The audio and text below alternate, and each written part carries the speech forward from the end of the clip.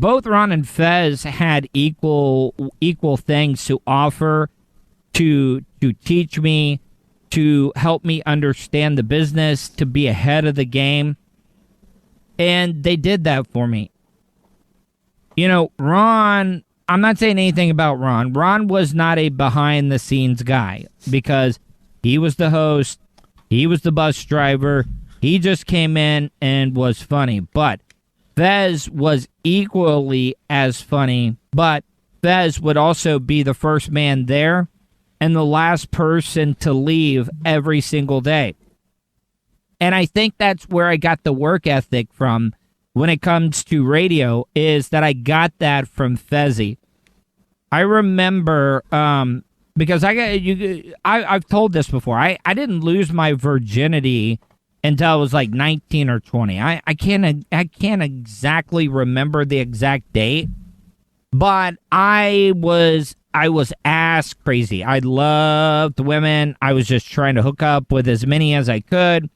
And being in Daytona Beach during the events weeks, we would stay pretty busy. And it was not too often that Ron and Fez would do a late night gig at a club or bar or something like that, especially when they had to be up the next morning. And I really, really screwed the pooch. I did not take care of my responsibilities. And Ron and Fez, they did their last public announcement before they were done for the night. Ron said his stuff, and then Fez, he knew how to get at you.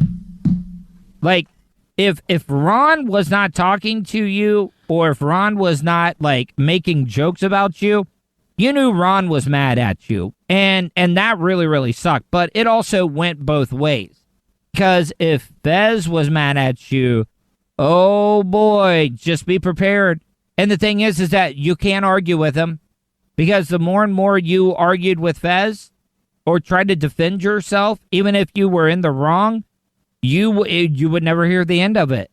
And that, making that point, because Fez said on the microphone in front of all the people there during spring break, he said, Tuddle, if you're serious about radio, make sure you're at the studio early tomorrow morning, because it is not going to be good for you. You know what? There's a couple of things I could have done. I could have been like, you know what? Fuck it. I'm not going in, because I know that Fez is going to make my life miserable that day.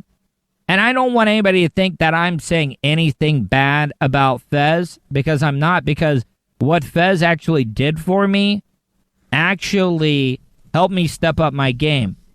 Because it really, really did. I fucked up. Fez held my feet to the fire. And it made me realize, look, because by this time I had already fallen in love with radio. I loved doing it. It just wasn't about me meeting two of my favorite radio personalities. No, it was about, I want to take this to the next level. This is the trade. This is what I want to do. Even though at the time I was absolutely horrible at it.